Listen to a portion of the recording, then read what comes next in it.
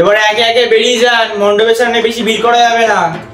আরে ও দাদা, ও বৌদি, প্যান্ডেলের ভিতর ছবি তোলা যাবে না, বাইরে গিয়ে ছবি তুলুন, মণ্ডপের ছবি তোলা অ্যালাউ নেই। আরে ও দাদা, মণ্ডপের সামনে বসা যাবে না, এখানে অ্যালাউ নেই।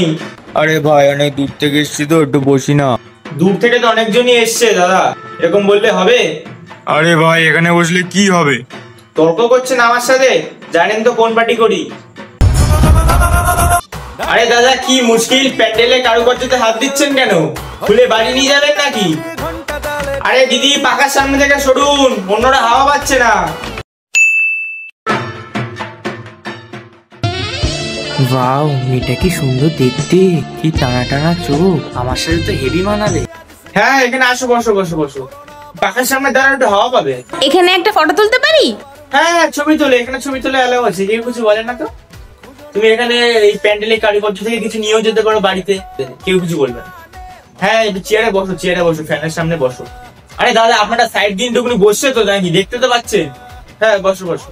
খুব খিদেও পেয়ে গেছে। আর খিদে পেয়ে গেছে না? হ্যাঁ বুঝতে পারছি।